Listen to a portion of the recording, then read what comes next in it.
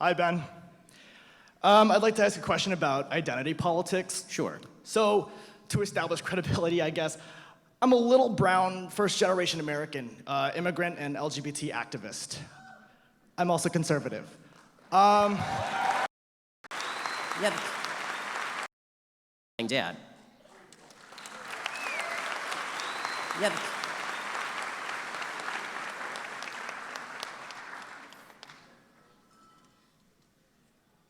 Hi, Ben. I'd like to ask a question about identity politics. Sure. So, to establish credibility, I guess, I'm a little brown, first-generation American, immigrant and LGBT activist. I'm also conservative.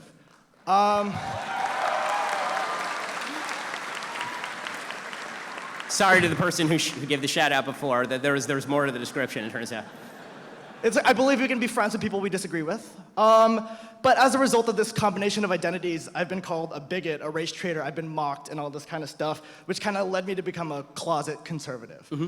So my question to you is, what advice do you have for closet conservatives to survive in a climate or an environment like a college campus like this so that I can get A's in my classes, but also voice my opinion on essays? Okay, so I have a thriving...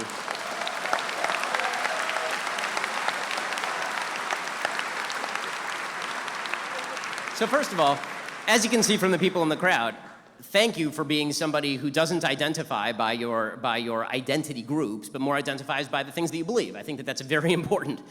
Beyond that, the best way to get by, so I have a thriving debate with my friend Dennis Prager on this. So Dennis, who hasn't been in college in a while, he thinks that you should just say whatever you want. You should say it clearly and publicly in front of professors, and if you get the C, you've stood up for principle. And I think this is silly. So what I have always suggested is that the means must be tailored to meet the ends. In class, you're not there to mouth off, you're there to get the A and move on to whatever grad school you want to go to. Right? I mean, that's what you're there for. And if you're writing in blue books, anonymity provides you with a certain amount of protection. And what that means really is that you can speak out as much as you want in many cases in the class, and then if you write in the blue book, you can write what the teacher wants to hear and get the A. That was my plan at UCLA. So in class, I was Frederick Hayek, I was Milton Friedman, I was Thomas Sowell, and then in my blue books, I was Bernie Sanders. And it worked out great, right? I mean, like,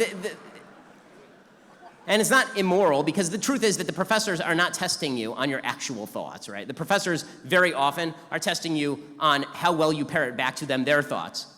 And so, all right, fine, if that's the game, then I can play the game, but I'm not gonna sacrifice my future career and earnings simply to make a point to a professor who's more than happy to lower my grade in order to punish me.